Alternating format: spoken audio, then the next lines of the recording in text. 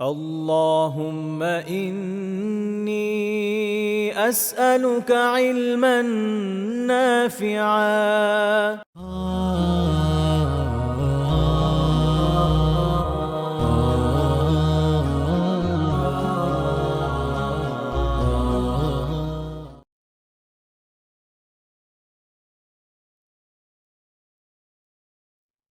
الحمد لله نحمده ونستعينه ونصلي على رسوله الكريم وعلى آله وصحبه أجمعين أما بعد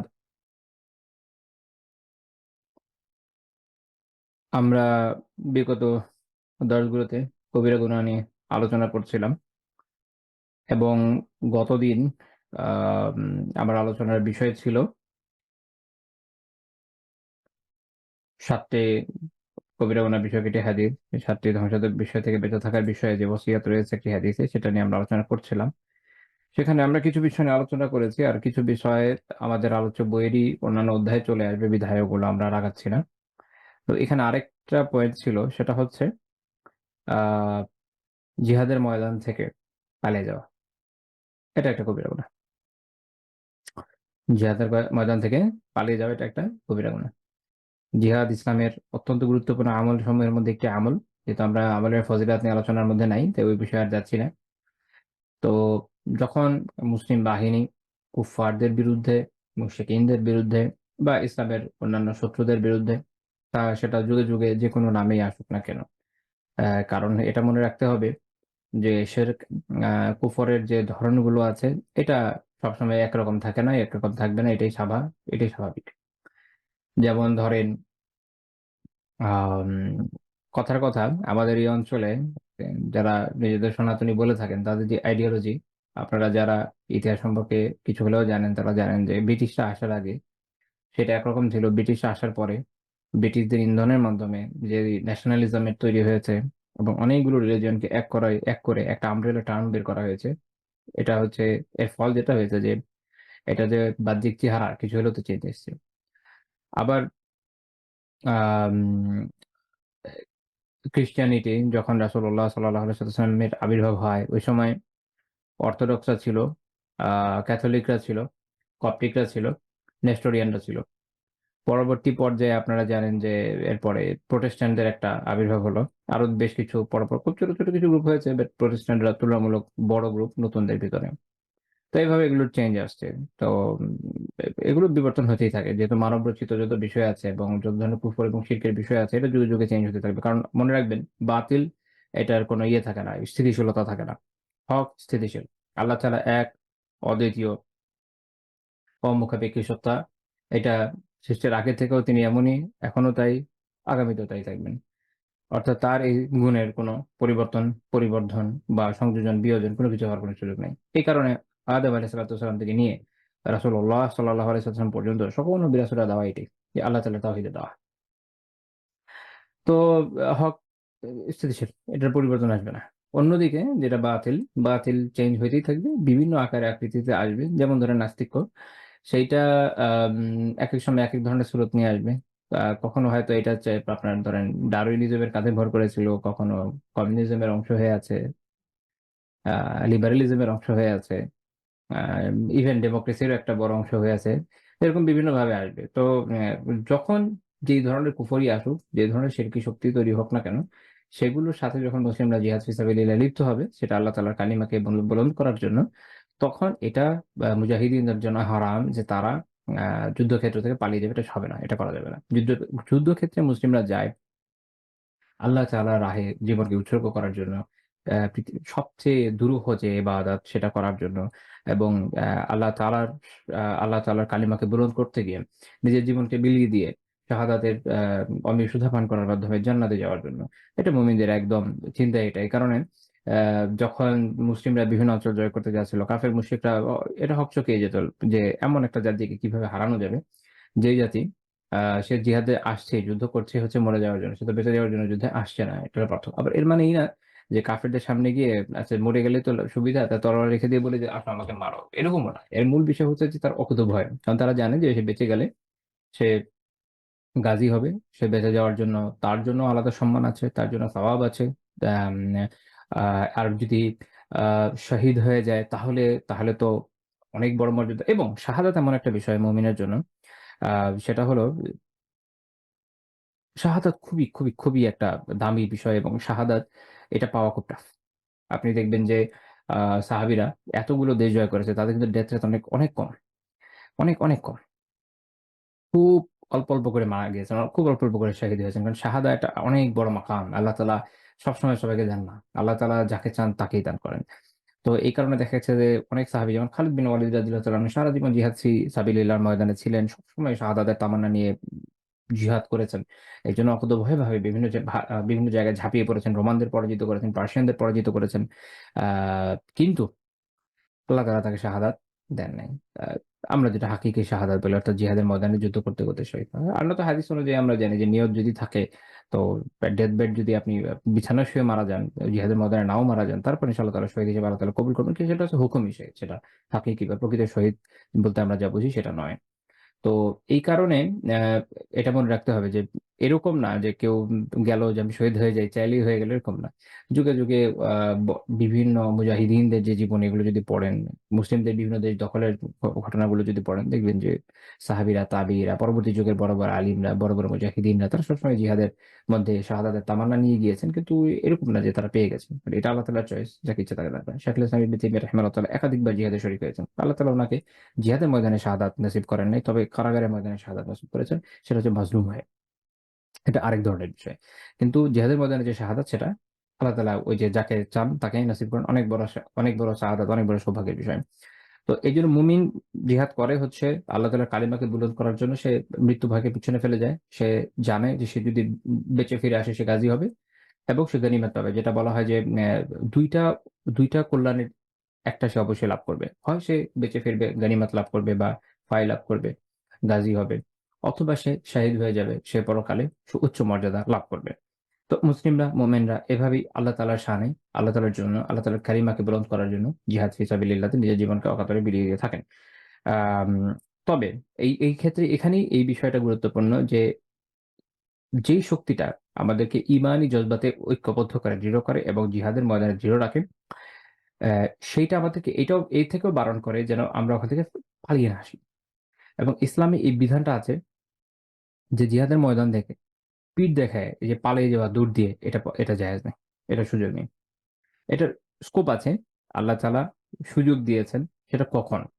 আল্লাহ তাআলা বলছেন সূরা আনফালের ১৬ নম্বরে আছে, "ওয়া ইউওয়াল্লিহিম ইয়াওমাইযিন দুবুরা ইল্লা মুতাহাররিফান লিকিতাল আও মুতাহাইয়িজান ইলা ফিআতিন ফাকাদ বাআ বিগাদাবিন মিনাল্লাহ ওয়া মাআওয়াহু জাহান্নাম।"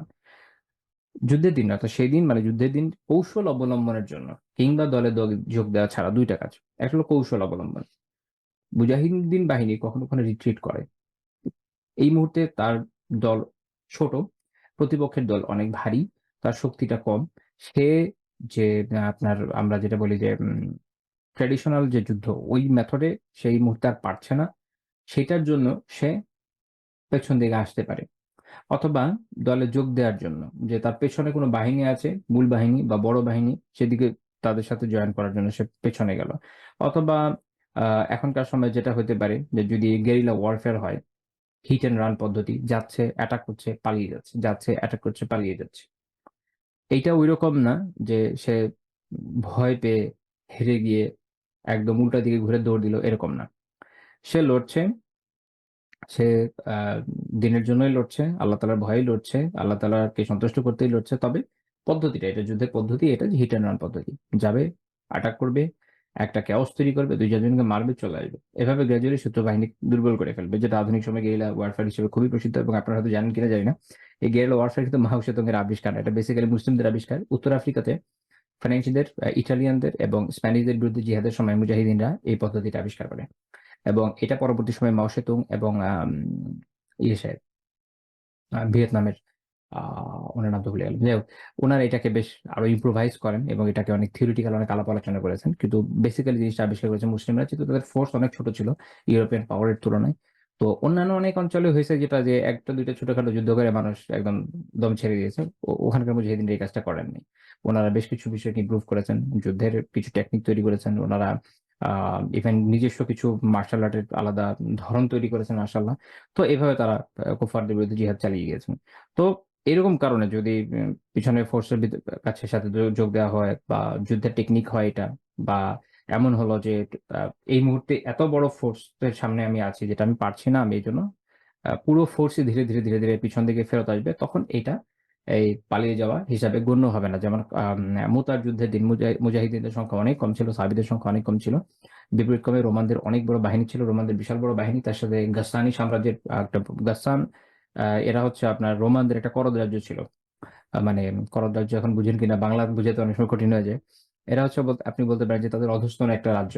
যারা যাদের যারা বেসিক্যালি রোমানদের অধীন ছিল। কর দিত এবং তাদেরকে সামরিক সাহায্য দিত কোন যুদ্ধের জন্য হলে। এমনি অন্যান্য সময় তাদের বাদশা যে বা রাজা যে সে মোটামুটি স্বাধীন জীবনযাপন করত। তো এই টাইপের ছিল এই রাষ্ট্র। তো গাসসানীরা বড় সামরিক সাহায্য দিয়েছিল ওখানে। তো এত বড় বাহিনীর বিরুদ্ধে মুসলিমদের সেনাবাহিনী ছিল মাত্র ৩,০০০ কিন্তু রাসূলুল্লাহ সাল্লাল্লাহু আলাইহি ওয়াসাল্লাম তারপরে এই ফোর্সে পাঠিয়েছেন।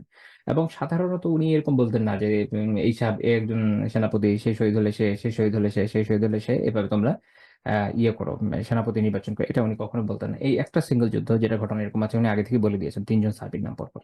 এবং তারা তাদের শাহাদাত হয়ে যাওয়ার পরে সাহাবীরা নিজেরা মিলে খালিদ বিন ওয়ালিদ রাদিয়াল্লাহু আনহুকে ওই সময় সেনাপতি নির্বাচন করেন। তো এতে বোঝা যাচ্ছে আল্লাহ রাসূল সাল্লাল্লাহু আলাইহি ওয়াসাল্লাম একটা মুজিজা যে তিনি আগে থেকেই জানতেন যে কি হতে যাচ্ছে। আল্লাহ তাআলা তাকে ওই নলেজ দিয়েছেন। আলহামদুলিল্লাহ। এর ফলে যেটা হয়েছে যে তিনি আগে থেকে এই বিষয়ে সঠিক দিক নির্দেশনা দিয়েছেন এবং এখানেই মানে আল্লাহ রাসূল সাল্লাল্লাহু আলাইহি ওয়াসাল্লামের যুদ্ধ কৌশলের অনেক উত্তম একটা দিক সামনে চলে আসে। যে এত বড় বাহিনী আসতে যাচ্ছে এবং তার সামনে তো ছোট একটা ফোর্স যাবে। খুব স্বাভাবিক যে এটা স্ম্যাশড হয়ে যাওয়ার কথা। কিন্তু এই কারণে কিন্তু জিহাদকে থামিয়ে দেওয়া হচ্ছে না। বলা হচ্ছে না যে আরে ওর তো সামর্থ্যই নাই। না বিষয়টা এরকম না। সামর্থ্য আছে। আপনি সবসময় প্রতিপক্ষের সমান সামর্থ্য পাবেন না। যদি এইটা হয় পৃথিবীর কোন দেশ স্বাধীনতা পাবে না, কোন দেশ যুদ্ধও করতে পারবে না। যেমন বাংলাদেশ যখন স্বাধীনতা যুদ্ধের জন্য লড়াই করে, পাকিস্তানের বিরুদ্ধে আমাদের ফোর্স অনেক ছোট ছিল। এটা তেমন কিছু ছিল না। পৃথিবীর যতগুলো দেশ স্বাধীন হয়েছে কারোরই এত ম্যাসিভ ফোর্স ছিল না। আ অকুপাইং ফোর্স এর বিরুদ্ধে যারা ফার্স্ট ফাইট করেছে।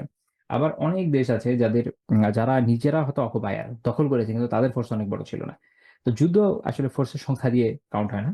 এদের ট্রেনিং তারপরে কি হাতিয়ার আছে ইত্যাদি অনেক কিছু দিয়ে হয়। কিন্তু সবচেয়ে বড় কথা যারা ইন্টারন্যাশনাল রিলেশনস এর যে বইপত্রগুলো আছে এগুলো যদি পড়েন, বিশেষ করে আমি বলব জন মিয়া শেমারের বইগুলো পড়তে বা তার লেখাগুলো পড়তে, তখন আপনারা বুঝতে পারবেন বিষয়গুলো অনেকটা যে অনেক কিছুই অনেকগুলো ফ্যাক্টরের ভিতর কাজ করে আসলে। এই কারণে সবসময় এরকম একদম সমান এরকম হিসাব করে আসলে হয় না যুদ্ধ। তো যাই হোক ওই সময়ে ওই সিচুয়েশন এ ওটা খুবই জরুরি ছিল এই ফোর্সটা পাঠানো এবং আল্লাহ রাসূলটা পাঠিয়েছেন। এবং এখানে আমাদের জন্য অনেক বড় শিক্ষা রয়েছে। আগামী দিনে মুসলিম রাষ্ট্রগুলোর জন্য, মুসলিম সেনাবাহিনীর জন্য, মুজাহিদিনদের জন্য। তো যাই হোক, তো তারা ওখান থেকে কি করেছেন? ধীরে ধীরে পিছনের দিকে রিট্রিট করেছেন। খালিদ রাদিয়াল্লাহু আনহু যুদ্ধ করছেন এবং করতে পিছনের দিকে রিট্রিট করেছেন। এইভাবে করার ফল যেটা হয়েছে, হঠাৎ করে উল্টা দিকে দৌড় দিলে আপনি কচুকাটা হয়ে যাবেন। যখন কেউ হঠাৎ করে উল্টো দিকে দৌড় দেয়, তখন বিপক্ষ দল পিছন থেকে হামলা করে কি করে? কচুকাটা করে ফেলে। যেমন ইয়ারমুকের যুদ্ধে রোমানরা যখন উল্টা দিকে দৌড় দিল, মুসলিমরা কচুকাটা করে দিয়েছে। একই রকম হচ্ছে নাহারওয়ানের যুদ্ধে ফার্সিদের সাথে। তো এটা করা যায় না। এবং ইসলামই এই রাস্তাটা বন্ধ করে দিয়েছেন, এটা করা যাবে না। আপনারা জানেন কিনা আমি জানি না। আ যখন সোভিয়েত ইউনিয়ন আই থিংক এটা ২য় বিশ্বযুদ্ধের কথা যদি আমার ভুল না হয় অথবা ২য় বিশ্বযুদ্ধের কথা হবে। সোভিয়েত আর্মি যখন জার্মানদের কাছে অনেক বড় মাইর খেল, আ তো তখন জার্মান সোভিয়েত সেনাবাহিনী একটা নিয়ম করেছিল। তারা পিছনে একটা ফোর্স রাখত। যদি ফ্রন্টিয়ার থেকে মানে সম্মুখ লাইন থেকে কোনো সোলজার পালিয়ে যেতে নেয়, ওই পিছনে যে একটা রক্ষাবহ আছে তাদের কাজ হচ্ছে এই পলায়নপর সৈন্যদের গুলি করে মেরে ফেলা। তো যুদ্ধের প্রচন্ডতার কারণে মানুষ ভয়ে পালাতে যায়। তো যখন তারা তাদের ফোর্সকে রেড আর্মিকে এটা বুঝালো যে তুমি যদি পালাও, পালায় বাঁচতে পারবে না। পিছনে যারা ছিল গুলি করেই মারবে। এর চেয়ে ভালো সাহসিকতার সাথে প্রতিপক্ষের বিরুদ্ধে লড়ো, তাদেরকে ধ্বংস করো এবং দেশকে রক্ষা করো। দেশপ্রেম। যেহেতু তাদের ওখানে আস্তিকতার কোনো বিষয় নেই। কমিউনিস্ট। তো এটা খুবই ফলপ্রসূ হয় এবং as a result Soviet Union বিজয় লাভ করে। তো এইটা তাদেরকে করতে হয়েছে ফোর্স করে, বাই ফোর্স। মানে মুসলিম সেনাবাহিনীর এটা প্রয়োজন হয়নি কখনো আলহামদুলিল্লাহ। কারণ মুসলিমদের ভিতরে আল্লাহ তাআলা ভয় আছে। তারা এটা জানে যে আমি পালিয়ে যাবো কোথায়? হঠাৎ করে যে দৌড় দিব পালিয়ে যাবো কোথায়? আর আমি তো আসছি জান্নাতের জন্য। জান্নাত থেকে পালাই কই যাব? না মুসলিম তো আর জান বাঁচানোর জন্য জিহাদে নামে নাই। সে জিহাদে গেছেই মরার জন্য। তো তার তো প্রেরণাই এটা যে আমি এখানে শাহাদাত লাভ করব ইনশাআল্লাহ তাআলা জান্নাতে চলে যাবো। জান্নাতে যাওয়ার জন্য আসছি আর। আমি এখানে কি জান বাঁচিয়ে পালানোর জন্য আসছি না। তো এদের মুসলমানদের একে তো এই টেনশন করতেও হয় না, দ্বিতীয় বিষয় হচ্ছে যে তাদের মনের মধ্যে এটা সবসময় ছিল যে না, জিহাদের ময়দান থেকে পালিয়ে যাওয়া অনেক বড় কবিরা গুনাহ এবং এটা করা যাবে না। তো যাই হোক, এখান থেকে আমরা এটা জানলাম যে জিহাদের ময়দান থেকে এই যুদ্ধের কৌশল হিসাবে বা মূল দলে যোগ দেওয়ার কারণ, অথবা যুদ্ধের বিভিন্ন ধরনের মানে ফোর্সকে রিট্রিট করার কিছু কারণ ছাড়া, বৈধ কিছু কারণ আছে, এগুলো ছাড়া তাদেরকে পিঠ দেখালে কি হবে, আল্লাহ তাআলা বলছেন ফাকাদ বাআ বিগাদাবিন মিনাল্লাহি ওয়া মাওয়াহু জাহান্নাম, যে তারা যেন তারা তো আল্লাহ তাআলার গজব নিয়ে তখন ফিরে, যখনই বা ফিরে যায়, পালিয়ে যায়, আল্লাহ তাআলার গজব নিয়ে ফিরে এবং তাদের আসলে জাহান্নাম। লাইক আপনি তো জান্নাত কেন বুঝেন, আপনি তো জান্নাতের জন্য যাচ্ছেন আর জান্নাত থেকে পালিয়ে যাচ্ছেন, মানে আপনি কি থেকে পালাচ্ছেন, অ্যাকচুয়ালি পালাচ্ছেন জান্নাত থেকে, রাইট? তো জান্নাত থেকে পালালে কই যাবেন, জাহান্নামে যাবেন। তো এই জন্য আল্লাহ তাআলা বলছেন ওয়া মাওয়াহু জাহান্নাম, এবং তার আশ্রয়, তার বাসস্থান এটা কি হবে, জাহান্নাম। তবে ইসাল মাসির, আর তার কত নিকৃষ্ট ফিরে যাওয়ার স্থান। আল্লাহ তাআলার শব্দ চয়েসের যেটা আলহামদুলিল্লাহ কোরআনে, মানে আমার মনে হয় কোরবান যাই, আল্লাহু আকবার। এত চমৎকার ভাবে আল্লাহ তাআলা একটা শব্দকে নিয়ে আসছেন, বলছে এইটা আসলে এখানে এটাই হওয়া উচিত, এটা বেস্ট আর কিছু হতে পারে না। মাসির হচ্ছে মানুষের কোনো কিছু ফিরে যাওয়ার স্থান। দেখ, তুমি ফিরে যাচ্ছ, তুমি জিহাদের ময়দান সামনে জান্নাত, তুমি ওখান থেকে ফিরে যাচ্ছ, পালিয়ে যাচ্ছ, কোথায় ফিরে যাচ্ছ? বাড়ির দিকে। ফিরে যাওয়ার স্থান খুঁজছো জান্নাত বাদ দিয়ে। তো ওইটার জন্য তোমার জন্য মাসির হচ্ছে জান্নাত, তোমার ফিরে যাওয়ার স্থান হচ্ছে জাহান্নাম, যে ওখানে যাও। তো যাই হোক, এটা সূরা আনফালের 16 নম্বর আয়াত। এখান থেকে আমরা জানলাম যে জিহাদের ময়দান থেকে পালিয়ে যাওয়া এটা কবিরা গুনাহ। তারপর আসেন আমরা মূল কিতাবের পাঠে ফেরত যাই।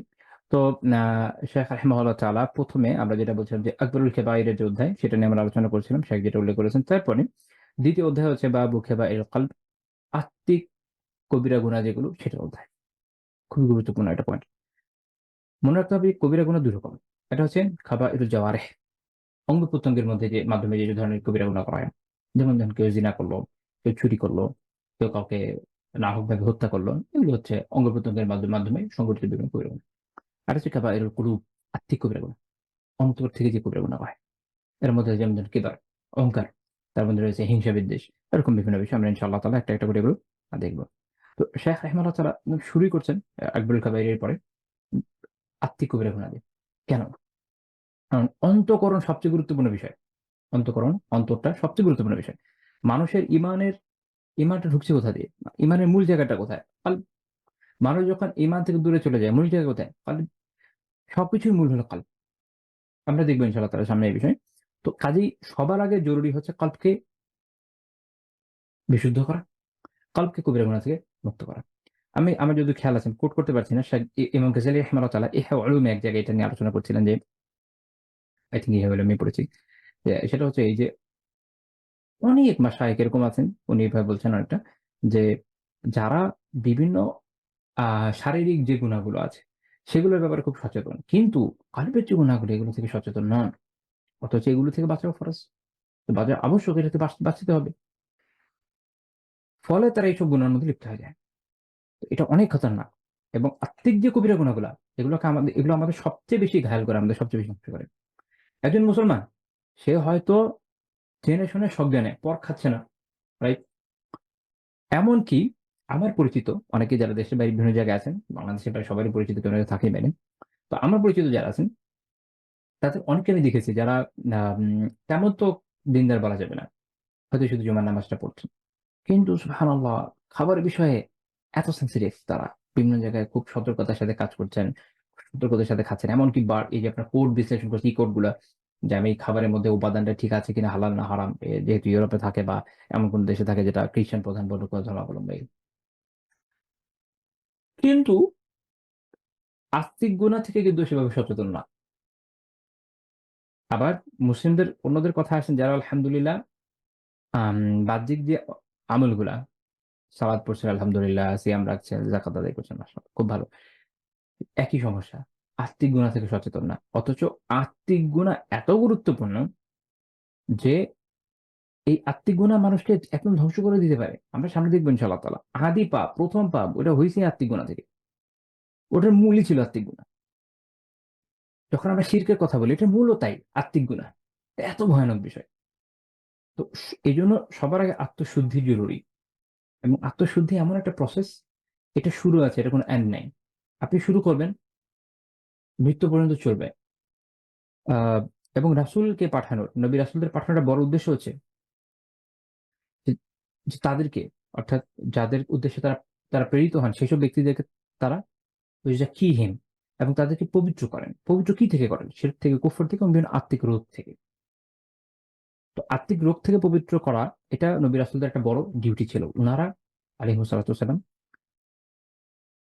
তাদের অনুসারীদেরকে এই বিষয়গুলো সচেতন করেছেন। রাসূলুল্লাহ সাল্লাল্লাহু আলাইহি ওয়াসাল্লাম আমাদেরকে খুলে, খুলে বর্ণনা করেছেন।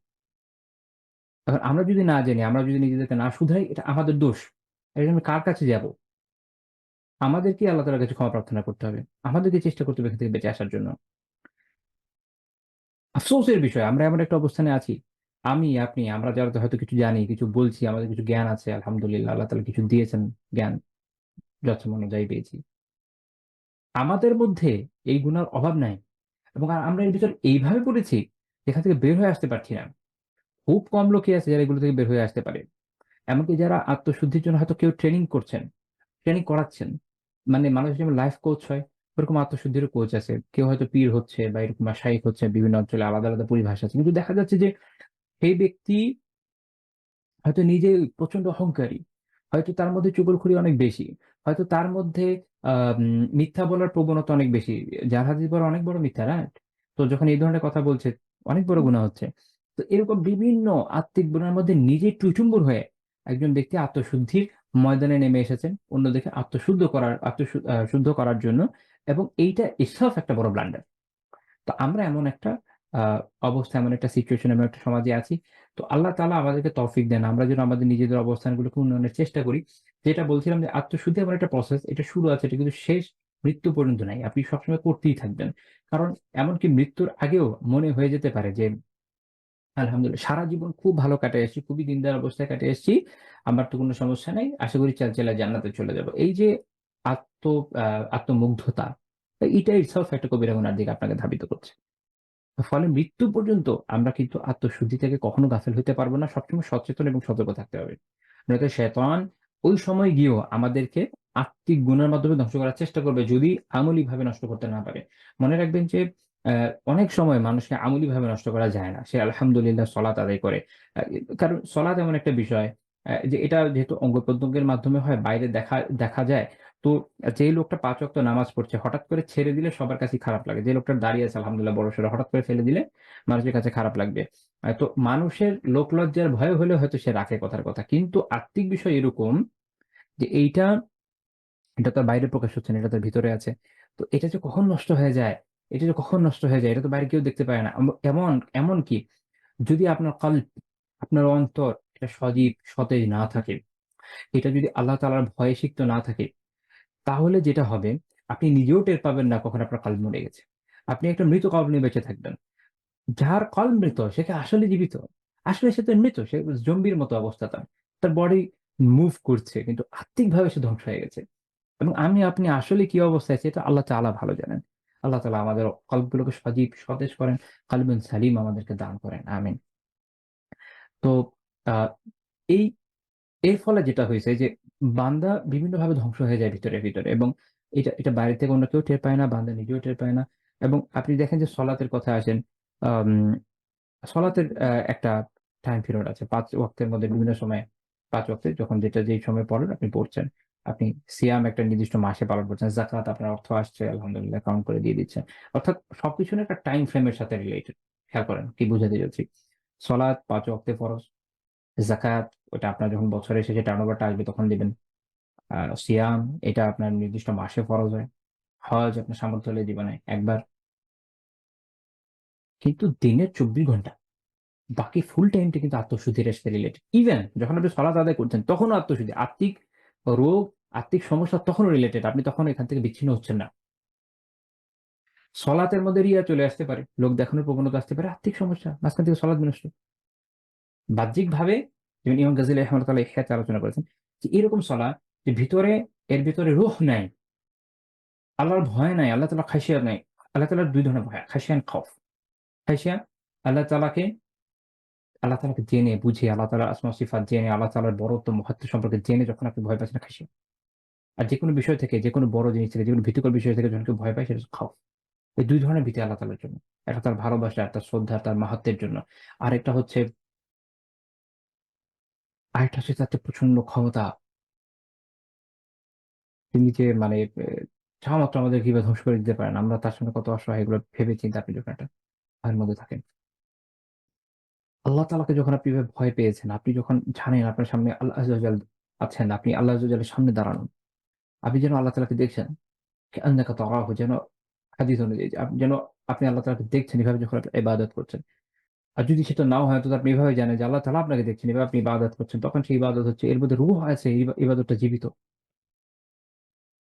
অন্যদিকে যখন এটা হচ্ছে না, যখন আপনি ওই সময় আপনার অন্তর এদিক ওদিক বিভিন্ন দিকে যাচ্ছে, এটা রূহ শূন্য ইবাদত হয়ে যাচ্ছে।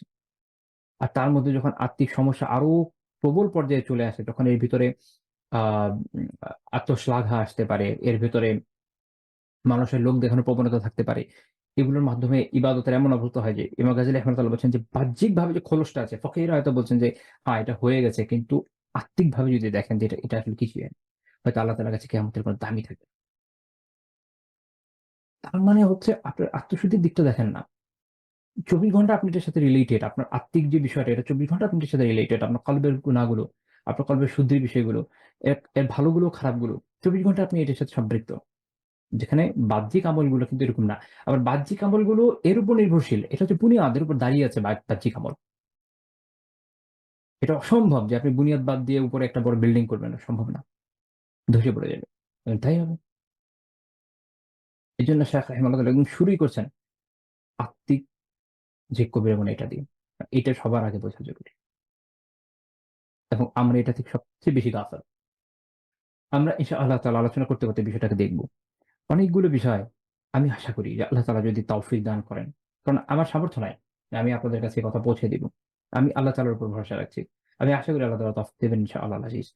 যদি আল্লাহ তাআলা তৌফিক দান করেন তাহলে আমরা দেখব যে আমাদের অনেক চিন্তা, অনেকগুলো বিষয়ের ধারণা হয়তো আমাদের পাল্টে যাবে। আমরা যেভাবে দেখতাম, যেভাবে আমাদের দৃষ্টিভঙ্গি ছিল হয়তো এটা বদলে যাবে। লা ইলাহা ইল্লাল্লাহ। তো শায়খ রাহিমাহুল্লাহ ১ম যে হাদিস আনেছেন আবু হুরায়রা রাদিয়াল্লাহু আনহু বর্ণনা করছেন যে রাসূলুল্লাহ সাল্লাল্লাহু আলাইহি ওয়াসাল্লাম বলেন, "ইন্নাল্লাহা লা ইয়ানজুরু ইলা সুওয়ারিকুম ওয়া আমওয়ালিকুম।" নিশ্চয়ই আল্লাহ তাআলা তোমাদের এই চেহারা সুরতের দিকে দেখেন না এবং তোমাদের অর্থ সম্পদের দিকে দেখেন না। আল্লাহ তাআলা দেখেন না আপনি দেখতে কত সুন্দর। আল্লাহ তাআলা দেখছেন আপনার কত কোটি, কোটি টাকা আছে। আল্লাহর কাছে কোনো কিছু যায় আসে না। তিনি রাজ-আধিরাজ। আপনি গ্যালাক্সির দিকে তাকায়া দেখেন। আপনি কসমোলজি সম্পর্কে জানেন। আপনি বুঝতে পারবেন যে এই এত বড় মহাবিশ্ব, এত ছোট সেখানে আমাদের গ্যালাক্সি।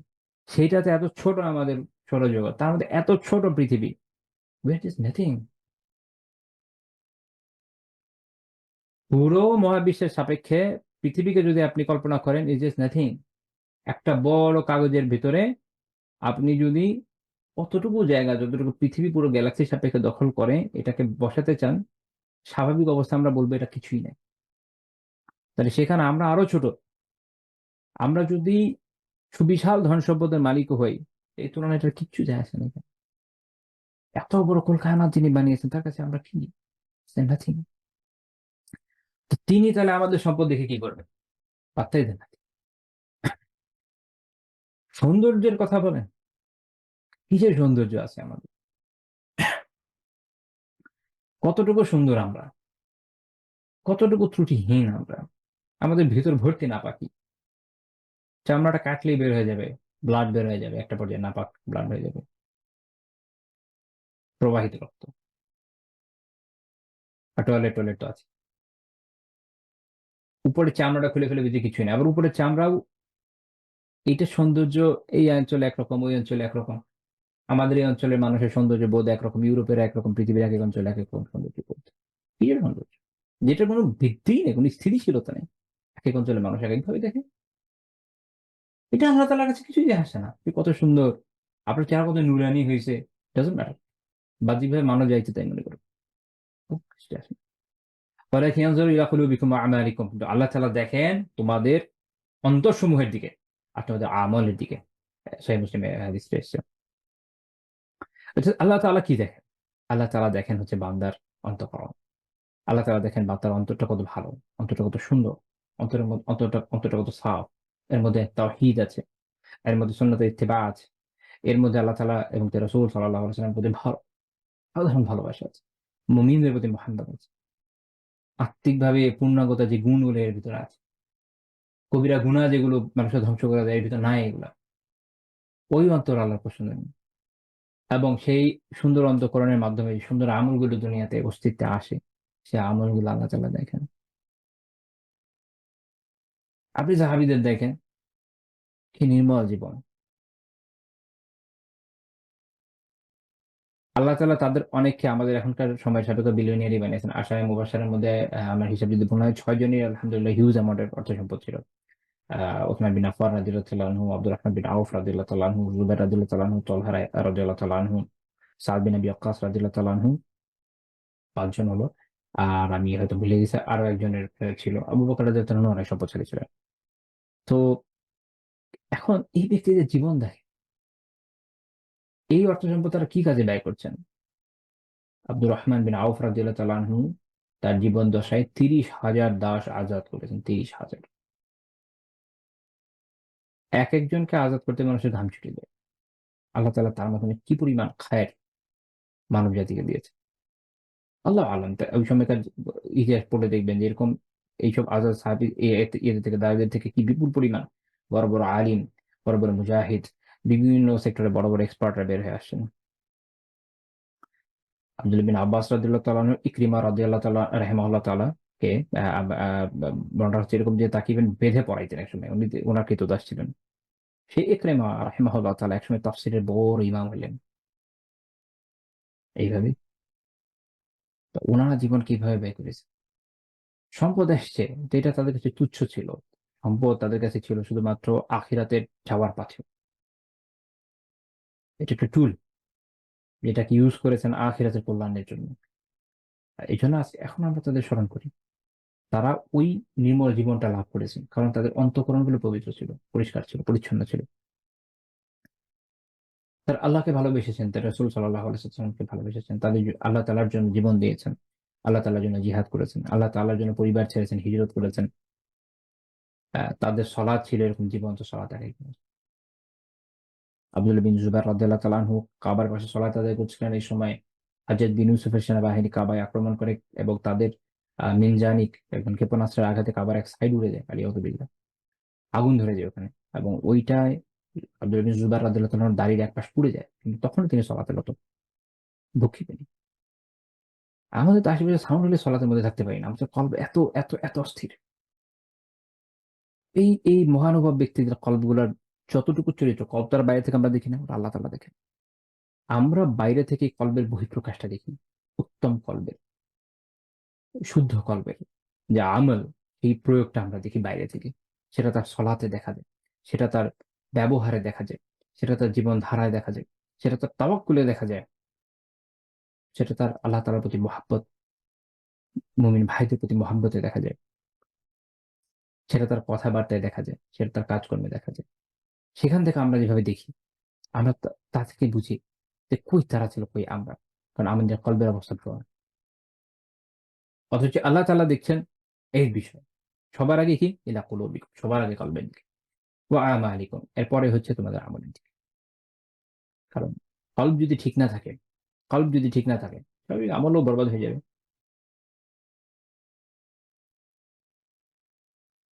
লা ইলাহা ইল্লাল্লাহ। একজন মানুষ বাহ্যিকভাবে দেখতে যেমনই হোক, হতে পারে যে সে দেখতে সুন্দর না। হতে পারে মানে আমাদের এখন কি যে আমাদের একটা বাংলা প্রবাদ আছে না? আগে দর্শনধারী তারপর গুণবিচারী। সবার আগে আমরা অ্যাপিয়ারেন্স দেখি, ব্যক্তিকে দেখি। পছন্দ হলে তারপর আমরা আগানোর চেষ্টা করি। আসলে ইসলাম কি আমাদেরকে বই শিখিয়েছে কিনা? উম ইভেন এখনকার সময় যদি চিন্তা করেন, আ মুসলিমদের কাছে কোন একটা বিষয় পছন্দনীয় হওয়ার জন্য ধরেন কেউ একজন আলহামদুলিল্লাহ তিনি বিষয়ে কথা বলছেন। কথা যতই ভালো হোক না কেন, সেটাকে খুবই আ আকর্ষণীয় হতে হবে। কথা না, ব্যক্তির টোনকে, বাচনভঙ্গিকে, তার তার যে ডিভাইস আছে এটা খুব উন্নত হতে হবে। তারপরে ধরেন তার অ্যাপিয়ারেন্স গেটআপ, তার স্টুডিও অনেক অসাধারণ হতে হবে। এগুলোর ভিতর দিয়ে আল্লাহ জানে ইখলাস না হারায় যাচ্ছে। রাসূলুল্লাহ সাল্লাল্লাহু আলাইহি ওয়াসাল্লাম বলেছেন, "রুব্বা আশআযা মাদফু" রুব্বা আশআসা মাদফুউইন বিল আবওয়াব। এমন অনেক লোক আছে যাদের চুল এলোমেলো, যারা যদি কোনো দরজায় আসে তাদেরকে তাড়িয়ে দেওয়া হয়, অর্থাৎ কোনো গুরুত্ব নাই। ইমাম নাওয়াবী রাহিমাহুল্লাহ তাআলা ব্যাখ্যায় বলছেন যে অর্থাৎ তারা যদি দরজায় আসে তাদেরকে তুচ্ছ করে তাদেরকে দূরে সরিয়ে দিবে। আর তাদের অ্যাপিয়ারেন্স এত সুন্দর না। চুল এলোমেলো, চুলও ঠিকমতো আঁচড়ায় নাই। ড্রেস আপ তেমন উন্নত না। ছেঁড়া থাকতে পারে, তালি থাকতে পারে। আবার সাধারণ হলে একদম সাধারণ ধরনের ড্রেস। কারণ আমরা তো যে আগে ড্রেস দেখি। কিছুদিন আগে এক ভাইয়ের সাথে কথা হচ্ছিল। আমি ইনশাআল্লাহ আশা করি উনি এই ভিডিও দেখবেন। আলহামদুলিল্লাহ উনি দেখেন আমার ভিডিওগুলো। আ আমি উনার হিসেবে বলছি না। আমি এমনিতে যে দৃষ্টিভঙ্গিটা নিয়ে আলোচনা করছি। যে উনি এক ভাই নিয়ে আলোচনা করলেন, যিনি আলহামদুলিল্লাহ পজিটিভ কথা বলেছেন সেটা আমার আলোচনার বিষয় না। কিন্তু তার অ্যাপিয়ারেন্স ভাইয়ের খুব পছন্দ হয়েছে। এটা একটা পয়েন্ট। এই অ্যাপিয়ারেন্স আমাদের উপর কিন্তু ইফেক্ট ফেলে। আমরা এটা বলি, আলোচনা করি। যে হ্যাঁ, উনার অ্যাপিয়ারেন্স ভালো লেগেছে এটা। আল্লাহ রাসূল কি বলছেন? এক হচ্ছে যে এমন ব্যক্তি যার চুল এলোমেলো এবং তার অ্যাপিয়ারেন্স ওভারঅল অবস্থা এরকম যে দরজায় এলে হয়তো তাকে ফেরত দিয়ে দেওয়া হয়। লাউ আকসামা আলাল্লাহি লা আবাররা। যদি সে আল্লাহ তাআলার নামে কোনো কসম কেটে বসে। কসম খাওয়া মানে? অর্থাৎ সে হয়তো আল্লাহ তাআলার কাছে মানে সে কেউ এরকম ব্যাখ্যা করেছেন মানে হচ্ছে যে হয়তো সে আল্লাহর কাছে চাইলো বা আল্লাহর কসম করে বলল এটা হবে এরকম। আল্লাহ তাআলা তখন তার এই কসমের সম্মান রক্ষার জন্য, তার ইজ্জতকে বুলন্দ করার জন্য পূরণ করে দেখেন। আল্লাহর কাছে এত প্রিয় বান্দা। সহিহ মুসলিম হাদিস ২৬২২ নম্বর হাদিস। আল্লাহ তাআলা বলছেন সূরা সাবায় ৩৭ নম্বর আয়াতে, "ওয়ামা আমওয়ালুকুম ওয়ালা আওলাদুকুম বিল্লাতী তুকাররিবুকুম ইনদানা যুলফা ইল্লা মান আমানা ওয়া আমিলা সালিহান ফাউলাইকা লাহুম জাযাউ ad-দি'ফ বিমা আমিলু ওয়া হুম ফিল গরাফাতি আমিনুন।" আল্লাহ তাআলা বলছেন তোমাদের ধন-সম্পদ, সন্তান-সন্ততি এগুলো এমন কিচ্ছু না যা তোমাদেরকে মর্যাদায় আমার নিকটবর্তী করে দিবে। তবে ইল্লা মান আমান, তবে যারা ঈমান আনে, ওয়া আমিলা সালিহা আর নেক কাজ করে, সৎ কাজ করে। সৎ কাজ? সৎ কাজ হচ্ছে যে আল্লাহ তাআলার সন্তুষ্টির জন্য করা হয়। আর রাসূলুল্লাহ সাল্লাল্লাহু আলাইহি ওয়াসাল্লামের সুন্নাহ মাফিক করা হয়। তো এটা যখন করা হবে আল্লাহ তাআলা বলছেন, ফাউলাইকা লাহুম জাযাউদ দিফি বিমা আমিলু। তারা যেই কাজ যেমন আমল করেছে তার থেকে বহুগুণ প্রতিদান পাবে।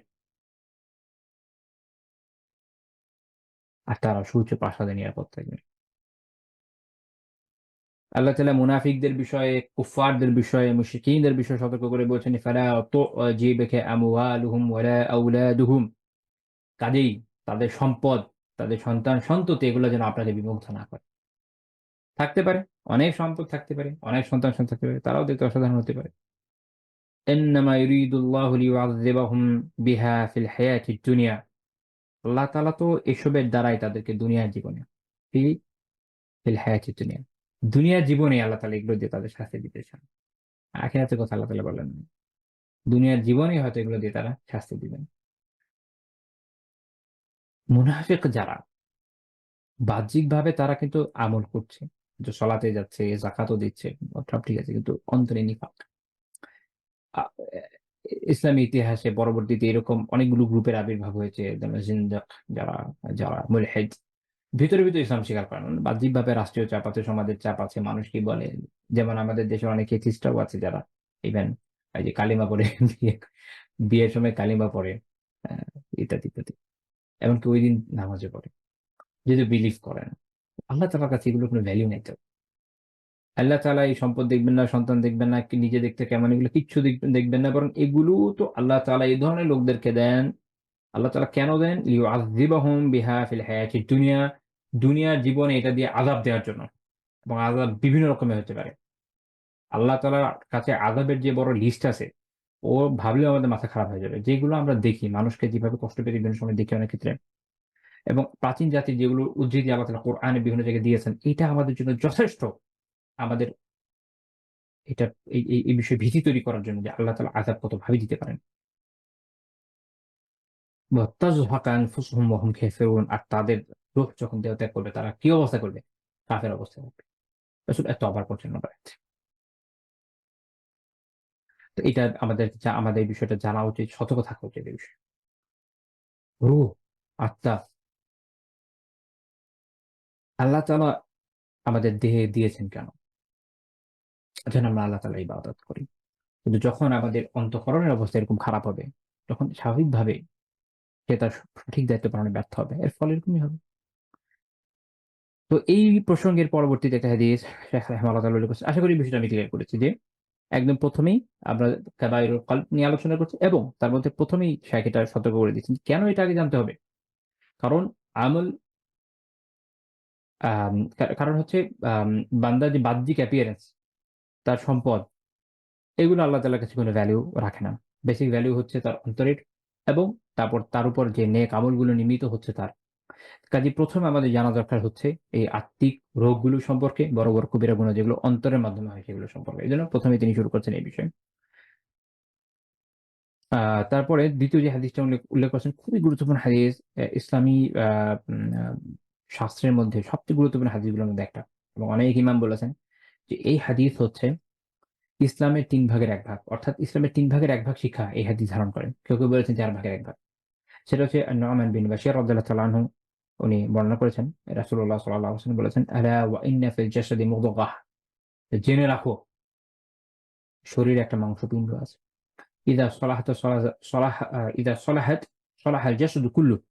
যদি এইটা ঠিক হয়ে যায়, শুদ্ধ হয়ে যায় তাহলে পুরো শরীর ঠিক হয়ে যাবে। এত গুরুত্বপূর্ণ। ওয়া ইযা ফাসাদাত যদি এটা নষ্ট হয়ে যায়, ফাসাদাল জাসাদু কুল্লু তাহলে পুরো দেহ নষ্ট হয়ে যাবে। আলা ওয়া হিয়াল কলব। জেনে রাখো এটা হচ্ছে কলব, এটা হচ্ছে অন্তঃকরণ। তো এই হাদিস আসলে একটা বড় হাদিসের অংশ। সহিহ মুসলিমের হাদিস, সহিহ মুসলিমের ১৫৯৯ এর হাদিস। আমরা পুরো হাদিসটা ইনশাআল্লাহ তাআলা আলোচনার চেষ্টা করব বাকি সময়ের মধ্যে। এবং এটা থেকে যে ইলমগুলো পাওয়া যায় তা কিছু, কিছু আমরা অর্জনের চেষ্টা করব ইনশাআল্লাহ তাআলা। রাসূলুল্লাহ সাল্লাল্লাহু আলাইহি ওয়াসাল্লাম বলেছেন, "ইন্নাল হালালা বাইয়িন ওয়া ইন্নাল হারামা বাইয়িন।" হালাল যে আছে হালাল, যা হালাল, হালাল খাবার, হালাল কথা, হালাল কাজ, হালাল কর্ম, হালাল পোশাক, এভরিথিং যত ধরনের হালাল হয়, এই হালালটা হচ্ছে সুস্পষ্ট। এটা আল্লাহ তাআলা সুস্পষ্ট করে দিয়েছেন। আল্লাহ রাসূল সাল্লাল্লাহু আলাইহি ওয়াসাল্লাম সুস্পষ্ট করে বলে গেছেন। ওয়া ইন্নাল হারামা বাইয়িন। আর একই রকমভাবে হারাম খাবার, হারাম কথা, হারাম কাজ, হারাম কর্ম, হারাম চিন্তা ভাবনা, আরো যত ধরনের হারাম হয়, হারাম পোশাক-আশাক আল্লাহ তাআলা এটাও দিন স্পষ্ট করে দিয়েছে। এটা স্পষ্ট। এটা আল্লাহ তাআলা আমাদের জানিয়েছেন বা তাঁর রাসূল সাল্লাল্লাহু আলাইহি ওয়াসাল্লাম আমাদেরকে জানিয়েছেন। এ প্রসঙ্গে আরেকটা হাদিস বলা যায়। আবু যর রাদিয়াল্লাহু তাআলা আনহু বলেছেন, "লাকাদ তারাকনা রাসূলুল্লাহ সাল্লাল্লাহু আলাইহি ওয়াসাল্লাম ওয়া মা তাইরুন ফি সামাই ইউকাল্লিবু জানাহিহি ইল্লা ওয়াকাদ আওজাদনা ফিহি ইলমা।" যে রাসূলুল্লাহ সাল্লাল্লাহু আলাইহি ওয়াসাল্লাম আমাদেরকে এমন অবস্থায় ছেড়ে গেছে, এটা রূপক কথা যে আসমানে একটা পাখি যে ডানা ঝাপটায়, তার বিষয়ে আমরা কোন না কোন ইলম পাই। ইলমা ফিহি ইলমা, এই বিষয়ে কোন না কোন ইলম পাই ইয়ানি এখানে সাধারণত ওই সময় সালাফরা ইলম দিয়ে বুঝতেন হাদিস। অর্থাৎ হাদিসের কোন না কোন আলোচনা আমরা পেয়ে যাই। অর্থাৎ এমনভাবে আল্লাহ রাসূল সবকিছু ব্যক্ত করেছেন যে দিনের যা প্রয়োজনীয় সবকিছু এর ভিতর চলে এসছে। এখন যে বর্ণনাটা বললাম ইমাম বাজ্জার রাহিমাহুল্লাহ তাআলা তার মুসনাদ উল্লেখ করেছেন ৩৮৯৭ নম্বর হাদিস। এমনি এটা সনদ গ্রহণযোগ্য পর্যায়ের। তো তারপর আল্লাহ রাসূল বলছেন, আগে হাদিসে ব্যাক করছি সহিহ মুসলিম হাদিসে যে তাহলে হালাল সুস্পষ্ট এমনভাবে বর্ণনা করা হয়েছে এবং হারাম সুস্পষ্ট এটা বর্ণনা করেছে। ওয়া বাইনাহুমা মুশতাবিহাত এবং এর ভেতরে রয়েছে এমন কিছু বিষয় যেগুলো সন্দেহযুক্ত। অর্থাৎ এটা কি ঠিক হালাল নাকি হারাম এটা নিয়ে সন্দেহ আছে। লা ইয়ালামুহুন্না কাসীরুম মিনান নাস। অধিকাংশ মানুষ এটা জানে না। অর্থাৎ এটার হাকিকাতটা আসলে কি? এই যে বিষয়টা, এটা কি হালাল নাকি এটা হারাম? এটা অধিকাংশ মানুষ এটার হাকিকাত জানে না। ধরেন ব্যভিচার এটা হারাম। এটা মোটামুটি সব মুসলিম জিজ্ঞেস করলে জানা যাবে সেটা জানে। আবার স্বামী-স্ত্রীর সম্পর্ক এটা হালাল। এটা যে কাউকে জিজ্ঞেস করলে জানা যাবে। তো এরপরে এমন অনেক বিষয় আছে যেটা সবাই জানে না। তো জানে কারা? যেহেতু বলা হচ্ছে কাসীরুম মিনান নাস, অধিকাংশ মানুষ জানে না।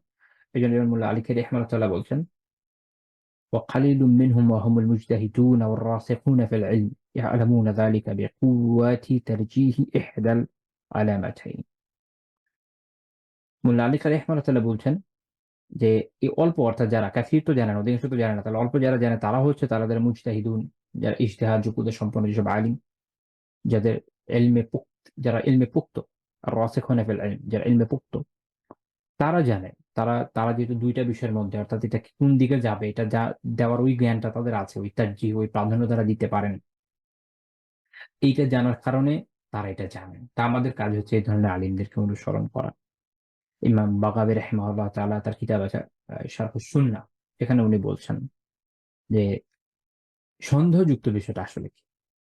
এটা ২ রকম উনি বলছেন হইতে পারে। এক হচ্ছে যে এটা আসল বা মূল জিনিসই জানা যায় না। যেটা কি আসলে কি হালালের দিকে যায় না হারামের দিকে যায়?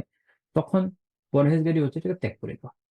আর আরেকটা হচ্ছে যে এটার আসল বা মূল হয়তো হালালে পাওয়া যাচ্ছে বা হারামে পাওয়া যাচ্ছে। তখন কাজ হচ্ছে যে ওই আসল যেটা মূল যেটা এটা দেখে সিদ্ধান্ত নেওয়া। যে হালাল হলে হালাল হিসেবে ধরো, হারাম হলে হারাম হিসেবে ধরো, একটা মেথোডোলজি আলোচনা করছে।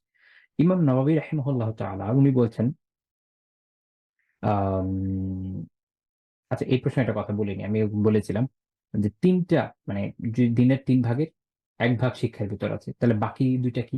একটা হচ্ছে আপনারা জানেন আল আ ইহা যেটা বলে আপনার ইন্নামাল আমালু বিন্নিয়াত যে হাদিসটা, সকল কিছু নিয়াতের উপর নির্ভরশীল আমরা সবাই জানি। তো এটা হচ্ছে বাকি 1/3 সব আমলের উপর নির্ভর করে। প্রত্যেকটা আমলের উপর নির্ভর করে। দ্বিতীয় হচ্ছে মিন হুসনি ইসলামিল মারই তারকুহু মা লা ইয়ানি। ব্যক্তির ইসলামের সৌন্দর্য হচ্ছে যা তার কোনো কাজে আসে না। কাজে আসে না মানে দুনিয়াবি কাজেও আসে না, দ্বীনি কাজেও আসে না। এমন কিছু পরিত্যাগ করা। মানুষ যদি ৩ টা হাদিসের উপর পারফেক্টলি আমল করতে পারে তার জীবন একদম পরিশুদ্ধ হয়ে যাবে ইনশাআল্লাহ। প্রত্যেকটা ক্ষেত্রে বিশুদ্ধ নিয়তের সাথে কাজ করেন, ইখলাস রাখেন, আল্লাহকে সন্তুষ্ট করার জন্য করেন, আল্লাহ রাসূল সাল্লাল্লাহু আলাইহি ওয়াসাল্লামের ইত্তেবা করে অনুসরণ করে করেন। আমল বিশুদ্ধ হয়ে যাবে। হালাল সুস্পষ্ট হালালকে গ্রহণ করেন, সুস্পষ্ট হারামকে ত্যাগ করেন এবং যেগুলো মুতাশাবিহ বিষয় যেগুলোর মধ্যে অস্পষ্টতা আছে সেগুলো থেকে পরহেজগারি অবলম্বন করেন। আপনি গুনাহ থেকে বেঁচে থাকতে পারবেন। অপ্রয়োজনীয় অহেতুক কাজ যেটা না দ্বীনের কাজে কোনো কাজে আসতেছে, আখিরাতের জন্য কোনো কাজে আসে, না দুনিয়ার কোনো কাজে আসে, এগুলো থেকে বেঁচে থাকেন। আপনার জীবনের অনেক অপচয় রোধ হবে, সময়ের অনেক অপচয় থেকে আপনি বেঁচে থাকবেন। এর মধ্যে এখনকার সময় যদি বলতে পারি তার মধ্যে হচ্ছে জম্বি স্ক্রলিং। আপনি Facebook এ ঢুকেছেন, আপনার কোনো কাজ নেই, বসে স্ক্রল করছেন। আপনি YouTube এ ঢুকেছেন, আপনার কোনো মানে কোনো থিংকিং নাই যে ভাই আমি এই চ্যানেলটা গিয়ে এই উপকারী কিছু বিষয় আছে, এই দার্স আছে এই বিষয়ে বা অমুক শায়খের দার্স আছে বা তেলাওয়াত শুনি বা এরকম সুন্দর একটা কিছু শিখছি যেখানে হারাম কিছু নাই, ওটা দেখব না, এমন কিচ্ছু নাই। যাচ্ছেন গিয়ে আম আমি তো ভুলেও যাই এগুলো কি পরিভাষা কিছু আছে। ওই মনে করেন এখন যেগুলা হ্যাঁ, মনে পড়ছে ট্রেন্ডিং দেখছেন অথবা কিচ্ছু না। জাস্ট এই যে YouTube আপনাকে যা সাজেস্ট করছে আপনি স্ক্রল করছেন, জম্বি স্ক্রলিং করেন। এটাকে বলে জম্বি স্ক্রলিং। করেই যাচ্ছেন। এটা আপনার কোনো কাজের না, না দুনিয়া না দিনের। এবং আপনার জীবনে লম্বা সময় নষ্ট হয়ে যাচ্ছে এগুলোর পিছনে। আর এখন তো আলিয়াতুবিল্লাহ মানুষ আরো অনেক ধরনের বিষয়ের মধ্যে লিপ্ত হয়ে যাচ্ছে লাইক যে TikTok আর অনেক কিছু। তো সময় নষ্ট করার এবং জীবনের প্রয়োজনীয় সময়কে অপচয় করার এত উপকরণ বর্তমান দুনিয়াতে আছে। আগে মানুষ সকালে উঠতো, দুপুর পর্যন্ত কাজ করত, এরপর খেত, তারপরে বিকেলে বসে গ্যাজাতো, সন্ধ্যার পর ঘুমিয়ে যেত। মানে সময় পাস করার টাইম পাস করার জন্য সকালে কাজের বাইরে তাদের আর তেমন কিছু ছিল না। আর এখন হচ্ছে টাইম নষ্ট করার মতো উপকরণের অভাব নাই। এই সময় ইসলামের এই শিক্ষা সবচেয়ে বেশি উপকারী। ফেসবুককে এভাবে ব্যবহার করেন যেন এটা আপনার পক্ষে আল্লাহ তাআলার কাছে কিয়ামতের সাক্ষ্যের বিষয় হয় যে ফেসবুকে আপনি দিনের এই কাজে ব্যবহার করেছেন এবং এখানে আপনি কারো আ কারো কোনো গীবাত করেন নাই, কারো ব্যাপারে চুগলখড়ি করেন নাই, কারো ব্যাপারে কোনো কুৎসা রটনা করেন নাই, কোনো দিনী বোনের ব্যাপারে কোনো ব্যভিচারের বা কোনো ধরনের অপবাদ আরোপ করেন নাই, কোনো দিনী ভাইয়ের চরিত্রের উপর কোনো অপবাদ আরোপ করেন নাই। এখানে আপনি কোনো মিথ্যা কথা বলেন নাই, কাউকে গালিগালাজ করেন নাই। এমন কিচ্ছু করেন নাই যেটা কিয়ামতের দিন আপনার বিপক্ষে দাঁড়াবে। তার বিপরীতে আপনি এই Facebook এর মধ্যে এমন সব নেক কাজ করেছেন, কোরআনের আয়াত শেয়ার করেছেন, তাফসীর শেয়ার করেছেন, হাদিস শেয়ার করেছেন, উলামায়ে কেরামের কওল, তাদের বিভিন্ন মতামত শেয়ার করেছেন, যা জানেন দিন তা মানুষের কাছে পৌঁছে দিয়েছেন, আপনার তাওহীদের বাণীকে পৌঁছে দিয়েছেন। এটা আল্লাহ তাআলার কাছে কিয়ামতের দিন আপনার পক্ষে সাক্ষ্য হোক যে এইটা এই কাজগুলো আপনি আল্লাহ তাআলার সন্তুষ্টির জন্য করেছেন। এইভাবে যদি আপনি চালাতে পারেন ইনশাআল্লাহ তাআলা আপনার জীবন ফ্রুটফুল হবে এখানে আপনি যে সময়টা বের করছেন তার মাধ্যমে। একইভাবে Twitter এ হতে পারে, একইভাবে আপনি YouTube এ করতে পারেন। আপনি ইউটিউব এমনভাবে ব্যবহার করছেন যে সেখান থেকে শুধু শুধু বিভিন্ন ফাওয়ায়েদ, বিভিন্ন ভালো কাজের বিষয়গুলোকে আপনি গ্রহণ করছেন। সেখান থেকে আপনি এত আলহামদুলিল্লাহ এত দুরুস আছে, এত আলিমের দুরুস আছে, বাংলায় আছে, ইংরেজিতে আছে, উর্দুতে আছে। যারা আরবি বুঝেন আলহামদুলিল্লাহ তাদের তো মানে শোনার সোহাগে আমি মাঝে, মাঝে মানে আপ্লুত হয়ে যাই। তো এমন সব চমৎকার কিতাবের দর্শ ভাই আলহামদুলিল্লাহ। তো এইগুলো এত সুযোগ আপনার সামনে। আল্লাহ তাআলা তো প্রত্যেকটা নেয়ামত ব্যাপারে জিজ্ঞেস করবেন, তাই না? তো ওখানে উতরাবো কিভাবে যদি আমি এটাকে এইভাবে ব্যবহার করতে ব্যর্থ হই? তাহলে মুসলিমের জীবন কিভাবে গঠন করতে হবে? একই রকম ভাবে বাইরে এখানে ওখানে আড্ডাবাজি করে সময়ের অপচয় করে হোক সেটা দিনী ভাইদের সার্কেল টাইপেরই কিছু হোক না কেন, 100 বছর একসাথে থেকে কোনো বেনিফিট যদি অর্জন করতে না পারে তাহলে এটা আপনার জন্য কল্যাণকর হলো না। এর বিপরীতে আপনি কিছুদিন একসাথে থেকেও যদি অনেক ফায়দা আলহামদুলিল্লাহ অর্জন করতে পারেন। যেমন বিভিন্ন হাদিস থেকে আসে যে আমরা যে জানি নলেজটা সেটা হচ্ছে এই যে কোনো মানে উত্তম সেই আল্লাহর বান্দা যাকে দেখলে আপনার আল্লাহ তাআলার কথা স্মরণ হয়, আল্লাহ তাআলার ভয় আপনার মনে আসে, আল্লাহ তাআলার ইবাদতের কথা মনে আসে, দ্বীনের যে রূহ যে মেজাজ এটার সাথে আপনি পরিচিত হতে পারেন। এমন ব্যক্তিদের সাহচর্য সান্নিধ্যের মাধ্যমে আপনি উপকৃত যদি হন সেটা আপনার জন্য কল্যাণকর, সেটা যদি অল্প সময়ের জন্য হয়।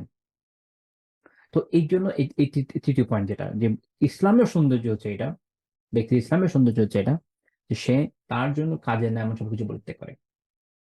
এটা আপনি সাহাবীদের দেখবেন, এটা আপনি তাবেঈদের দেখবেন, এটা আমাদের বড় বড় ইমামদের দেখবেন। এখনো আলহামদুলিল্লাহ ছিটেফোঁটা আমাদের মধ্যে এক হাঁটু যতটুকু তাকওয়া পরহেজগারি অবশিষ্ট হয়ে গেছে এর ভিতরে বড় বড় আলিম যারা আছে তাদের মধ্যে দেখি। আল্লাহ তাআলা আমাদেরকে এই গুণগুলোর জন্য তৌফিক দান করুন। তো যাই হোক আমরা এই এই এই এই এই চেইনের এই সিলসিলার তৃতীয় হাদিস নিয়ে তো আলোচনা করছি। আল্লাহ, সেটা হচ্ছে যে হালাল সুস্পষ্ট এবং হারাম সুস্পষ্ট, যেটা নিয়ে আমরা আলোচনা করছি।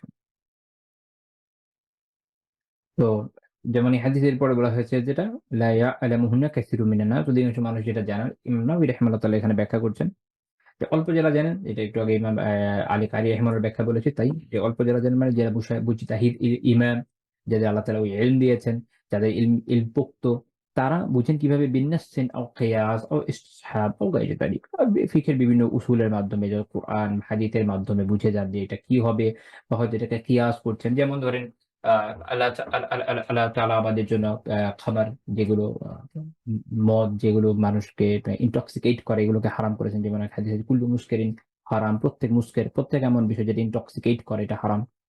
তো এখন নতুন একটা কোনো ইনটক্সিকেশন চলে আসলো, আম যেকোনো নামে আসতে পারে। এখনকার সময়ে কত ধরনের বিষয় এসছে। ধরেন যেমন ধরেন এখন মানুষ হেরোইন ইউজ করে বা ইয়াবা ইউজ করে, এগুলো তো প্রাচীন যুগে ছিল না। তো আলিমরা বুঝলেন কিভাবে এটা নতুন জিনিস এসছে, তারা কিয়াস করেছেন। আগে আগে যেই জিনিসটা ছিল ওটার সাথে মিলিয়ে দেখেছেন যে হ্যাঁ, মূল হলো ইনটক্সিকেশন, এগুলো ইনটক্সিকেট করে এগুলো হারাম। এইভাবে। তো তখন তারা এর মাধ্যমে বুঝে যান যে এটা হালাল না হারাম। যখন তারা এটা জানছেন, সেটা কোনো নাস কোরআন সুন্নাহর কোনো টেক্সটের মাধ্যমে জানছেন বা উম্মার ইজমার মাধ্যমে জানছেন বা ইজতিহাদের মাধ্যমে বা কিয়াস করে জানছেন, তখন এটা দালিল শারঈ বা শারঈ দালিলের মাধ্যমে জানা যাচ্ছে। তখন আমাদের কাজ হচ্ছে এটাকে গ্রহণ করে নেওয়া। যে যখন আলিমরা বলছেন যে এটা হালাল আমরা অ্যাকসেপ্ট করলাম, এটা হারাম আমরা অ্যাকসেপ্ট করলাম। আর যদি দেখা যাচ্ছে না কেউ কোনটাই বলা যাচ্ছে না, যেমন নাওয়াবী রাহিমাহুল্লাহ বলছেন ফাইদা ফাকাদা হাযিহি দালাইল, যখন এসব দালাইলের কোনটাই খুঁজে পাওয়া যাচ্ছে না, এমন কিছু ইস্যু থাকে অনেক সময় যে আপনি পারছেন না। মানে বুঝতে পারছেন না কোন দিকে আপনি প্রাধান্য দিবেন। তো তখন আল ওয়ারাউ তারকুহু, তখন পরহেজগারি হচ্ছে এটা বর্জন করা। এটা এই জায়গায় বলা হচ্ছে যে আমার কাছে ক্লিয়ার না। আলিম এটা ক্লিয়ার করে উঠতে পারছেন না। হতে পারে অনেক সময় কনফিউজিং বিভিন্ন ইস্যু হয়।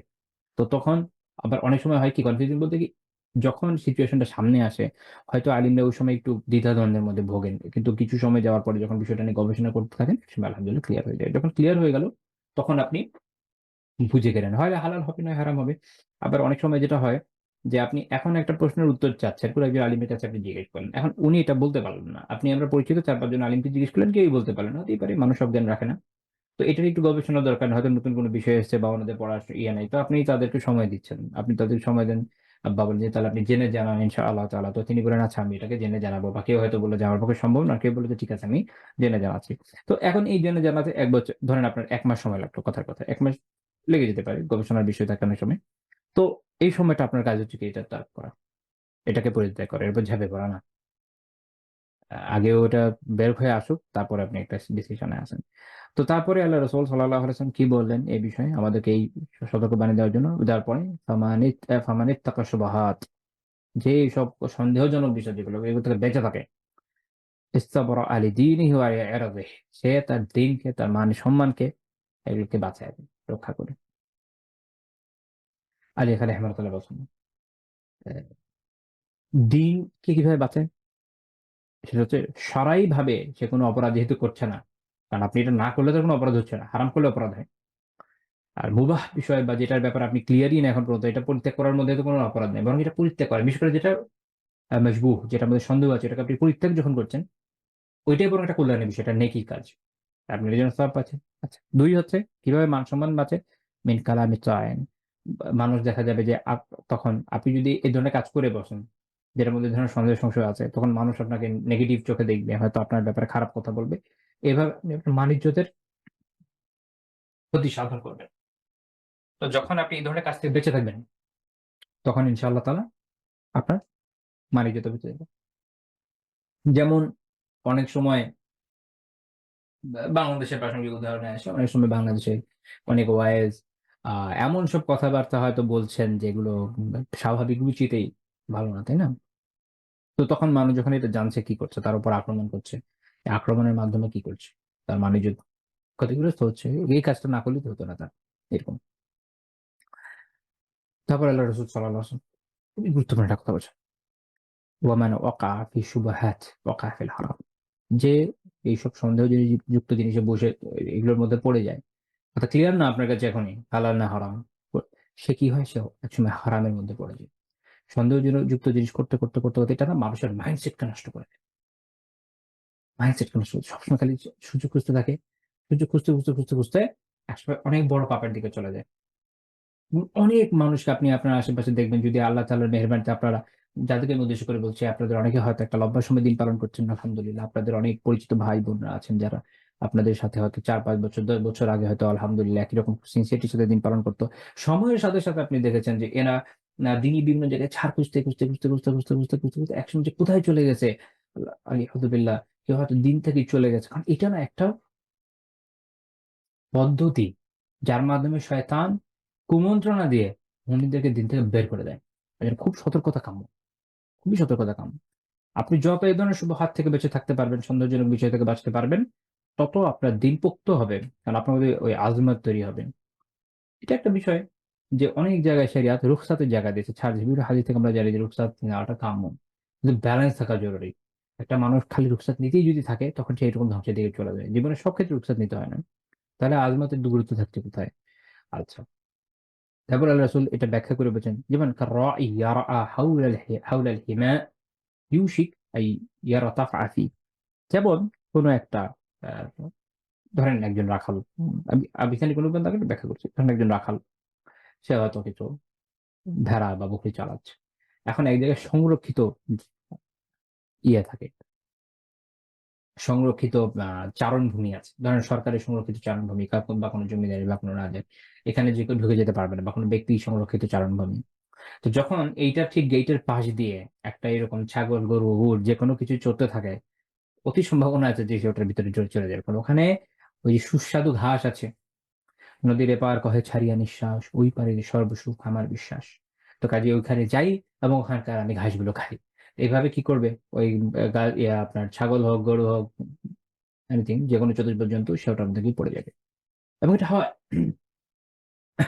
তো ঐরকমই হয় যে এরকম সন্দেহজনক বিষয়ের সাথে চলতে থাকে, সে ১ম এ সন্দেহজনক বিষয়ের দিকে যায়, গ্র্যাজুয়ালি সে হারামটাকে পিক করে। আল্লাহ রাসূল বলছেন, আলা ওয়া ইন্না লিকুল্লি মালিকিন হিমা। জেনে রাখো যে প্রত্যেক বাদশাহর এরকম সংরক্ষিত এলাকা আছে। আলা ওয়া ইন্না হিমাল্লাহি মাহারিমুহ।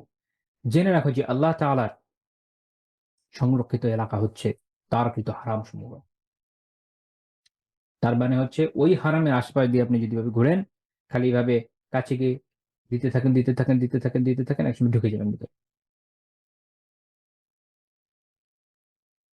বরবাদ হয়ে যেতে হবে। এইজন্য এই হাদিস এত গুরুত্বপূর্ণ ইসলামী শিক্ষার। তারপর আল্লাহ রাসূল বলেছেন, আলা ওয়া ইন্না আলা ওয়া ইন্না ফিল জাসাদি মুদগাহ। জেনে রাখো যে শরীরে একটা মাংসের টুকরো আছে। ইযা সলাহাত সলাহাল জাসাদু কুল্লুহু। যদি এইটা ঠিক হয়ে যায়, তাহলে পুরো বডি ঠিক হয়ে যাবে। কারণ পুরো বডি এটা হলো মূল। পুরো বডি চলছে এর উপর বেস করে। এখন উপমা দিতে গেলে হাস্যকর উপমা হয়ে যায়, বাট তারপরেও লাইক আমাদের যে হার্ডওয়্যার আছে না পিসির মধ্যে, এর মধ্যে একটা অপারেটিং সিস্টেম থাকা লাগে, নয়তো এটা চলে না। এই অপারেটিং সিস্টেমের কাজের মতো হচ্ছে আমাদের এটা। আহ, এটা যদি ঠিক থাকে পুরোটা ঠিক থাকবে, ওটা ডাউন হলে পুরোটা ডাউন হবে। ওই দেয় ফাসাদাল জাসাদু কুল্লু, যদি এটা নষ্ট হয়ে যায় তো পুরো বডি নষ্ট। আলা ওয়াহিল কলব, জেনে রাখা, এটা হচ্ছে কলব। কাজে কলবের বিশুদ্ধ হওয়া এত জরুরি। তো এই হাদিসের শুরুর অংশের সাথে এটার একটা কিন্তু রিলেশন সেরকম যে যখন আপনার কলব বিশুদ্ধ, আপনি এই হারামের মধ্যে পড়তে চাইবেন না। কলবের বিশুদ্ধির এটা একটা দিক, কলবের বিশুদ্ধির এটা একটা দিক যে আপনি এসব হারাম থেকে বেঁচে থাকেন, আপনি পরহেজগারি অবলম্বন করেন, আপনি তাকওয়া অবলম্বন করেন, আপনি হালালের মধ্যে থাকেন, হারাম থেকে বাঁচেন এবং সন্দেহজনক বিষয় থেকে বেঁচে থাকেন। এটা হচ্ছে আপনার কলবের শুদ্ধতার একটা পরিচায়ক। এটা বোঝা যায় যে আপনার কলব শুদ্ধ। শেখ সলাইল ফাউজান হাফিজাহুল্লাহ তাআলা শারহ কিতাবুল কাবাইরের মধ্যে উনি বলছেন, যে বইটা আমরা পড়ছি এটার ব্যাখ্যা একটা গ্রন্থ আছে ওনার। তিনি এখানে বলছেন যে যখন আহ কলব সুস্থ হয়, পবিত্র হয়, আহ, আল্লাহ তাআলা স্মরণকারী হয়, আল্লাহকে ভয় করে, আল্লাহকে জেনে তার প্রতি ভীত হয়, কল্যাণকে ভালোবাসে, এবং কল্যাণকর ব্যক্তি যারা কল্যাণ কাজ করে তাদেরকে ভালোবাসে, ক্ষতিকর খারাপ জিনিস যেগুলো শার এগুলোকে ঘৃণা করে, এবং যারা এসব কাজ করে তাদেরকে ঘৃণা করে। উনি বলছেন ফাহাদা হুয়া আল কালবুস সালিম, এটা হচ্ছে বিশুদ্ধ অন্তর, এটা হচ্ছে সুস্থ অন্তর। এবং এই অন্তরই আমাদের দরকার। আল্লাহ তাআলা সূরা আশ-শুআরাতে বলছেন, কিয়ামতের দিনের ব্যাপারে বলছেন, ইয়াউমা লা ইয়ানফাউ মালু ওয়ালা বানুন, এটা ওই দিন যেদিন না কোনো অর্থ কাজে আসবে না সন্তান। মানুষের জীবনে দুইটাই কামাই হয়, এক তো হচ্ছে তার অর্থ, এক হচ্ছে তার সন্তান। এই দুইটার কামাই কোনটা কাজে আসবে না। ইল্লা মান আতাল্লাহ বিকলবিন সালিম, তবে তারটা কাজে আসবে যে একটা বিশুদ্ধ অন্তর নিয়ে আসবে, এটি তাওহীদ পূর্ণ, ইখলাস পূর্ণ, নেক, শুদ্ধ পরিশুদ্ধ একটা অন্তর নিয়ে যখন ব্যক্তি আসবে আল্লাহ তাআলার কাছে, সেদিন শুধু সেই অন্তরই কাজে আসবে। আবার এইরকম অন্তরের লোক যারা, তাদের মালও কাজে আসবে, তাদের সন্তানও কাজে আসবে। কিভাবে? তারা এইরকম অন্তর যার, সে দুনিয়াতে তার সম্পদকে আল্লাহর রাহে, আল্লাহ তাআলার সন্তুষ্টির জন্য ব্যয় করেছে, সে যাকাত দিয়েছে, সে সাদাকা করেছে, সে ফিতরা দিয়েছে, সে আল্লাহ তাআলার জন্য অকাতরে ব্যয় করেছে, এমন ভাবে যে তার এক হাত জানতো না আরেক হাত কি ব্যয় করেছে। ওইটা দিন কাজে আসবে তখন। সে সন্তানদেরকে নেককার করে গড়ে তোলার আপ্রাণ প্রয়াস পেয়েছে। যদি সফল হয়ে থাকে, তো তার উপমা যেন ইব্রাহিম আলাইহিস সালামের মতো, যার সন্তানরাও নবী হয়েছেন। তো নেককার সন্তান গড়ে দিতে পেরেছেন, ফলে তাদের থেকে যে সিলসিলা, এই যে আমলের সিলসিলা, এটা তাকে উপকৃত করবে। অথবা যদি তাতে ব্যর্থ হয়, কিন্তু সর্বাত্মক প্রয়াস তো করেছিল, তার অবস্থা লূত আলাইহিস সালামের মতো, তার অবস্থা নূহ আলাইহিস সালামের মতো, চেষ্টা তো করেছেন। এইভাবে একটা এইভাবে কলবুন সালিম বা বিশুদ্ধ সুস্থ অন্তর কিয়ামতের দিন বান্দার কাজে আসবে। যেন আমাদের বেশি বেশি দোয়া করা উচিত, যেমন আল্লাহ তাআলা আমাদের দোয়া শিখিয়েছেন সূরা আলে ইমরান, রব্বানা লা তুজিগ কুলুবানা বা'দা ইয হাদাইতানা, হে আমাদের রব, আমাদেরকে হেদায়েত দেওয়ার পরে আমাদের অন্তরগুলোকে আর বক্র করে দিন না। সূরা আলে ইমরানের ৮ নম্বর আয়াত। ইনশাআল্লাহ তাআলা আপনারা মুখস্থ করে নেবেন। মনে রাখবেন আল্লাহ রাসূল আমাদের জানিয়েছেন তাকওয়া হাহুনা, এভাবে তাকওয়া হাহুনা, কলবে, এখানে হচ্ছে তাকওয়া। তাকওয়ার বেসিক হচ্ছে এখানে। এর মানে এই না যে শরীরের মধ্যে তাকওয়া নাই। যখন বান্দার অন্তর শুদ্ধ হয়, অন্তরের মধ্যে আমরা যে বিষয়গুলো আলোচনা করছি ইনশাআল্লাহ দেখবো আমরা, অন্তর যখন পরিশুদ্ধ হয় তার প্রভাব দেহে আসবে। সবচেয়ে বেশি পরিশুদ্ধ অন্তর অধিকারী কে ছিলেন? রাসূলুল্লাহ সাল্লাল্লাহু আলাইহি ওয়াসাল্লামই তো। আর সেই পরিশুদ্ধির প্রভাব আমরা কোথায় দেখি? তার আমলে। তার জীবন দেখেন না, তাহলে তো টের পাবেন। তারপরে কারা ছিলেন? সাহাবারা, তাদের জীবন দেখেন। তারপর তাবেঈন, তারপর তাদের তাবেঈরা, আমাদের বড় বড় ইমামরা, আল্লাহু আকবার, কি জীবন! সুবহানাল্লাহ। আল্লাহ তাআলা আমাদেরকে এরকম উত্তম সুন্দর জীবনের তৌফিক দান করুন। এরকম আমাদেরকে পরিশুদ্ধ সুস্থ অন্তর দান করেন, আমিন। তো আজকে আমাদের আলহামদুলিল্লাহ এখন পর্যন্ত আলোচনা থেকে আশা করি এই বিষয়গুলো আমাদের কাছে স্পষ্ট হয়ে গেছে যে আহ আত্মিক কবিরা গুনাহগুলো অত্যন্ত ভয়ানক, এবং আমাদের সবার আগে আমাদের অন্তঃকরণের পরিশুদ্ধির দিকে নজর দেওয়া দরকার। অন্তঃকরণের পরিশুদ্ধির জন্য আগে জরুরি কোন বিষয়গুলো অন্তরকে নষ্ট করে দেয় সেগুলো জানা, সেই গুনাহগুলো সম্পর্কে জেনে সেগুলো থেকে বেঁচে থাকার সর্বাত্মক চেষ্টা করা। সেই প্রয়াসে আমরা একদম শুরুতে এই বিষয়ে জানার চেষ্টা করেছি আজকে যে অন্তঃকরণের পরিশুদ্ধি মানুষের ব্যক্তিগত পরিশুদ্ধিতে কতটুকু কার্যকর এবং এটা কি পরিমাণ প্রয়োজনীয়, কলবে সালিমের গুরুত্ব আমরা জানতে পেরেছি যে এটা অর্জনের অন্যতম উপায় হচ্ছে হালাল, সর্বদা হালাল অবলম্বন করা, হারাম থেকে বাঁচা, সন্দেহজনক বিষয় থেকে বেঁচে থাকা এবং আল্লাহ তাআলার তাকওয়া অর্জন করা। আল্লাহ তাআলা যদি আমাকে তৌফিক দেন, আগামীকাল থেকে আমরা কিবর বা অহংকার নিয়ে আলোচনা শুরু করব। আজকে আমাদের আলোচনা এই পর্যন্ত থাকছে। সুবহানাকাল্লাহুম্মা বিহামদিক লা ইলাহা ইল্লা আনতা আস্তাগফিরুকা ওয়া আতুবু ইলাইক।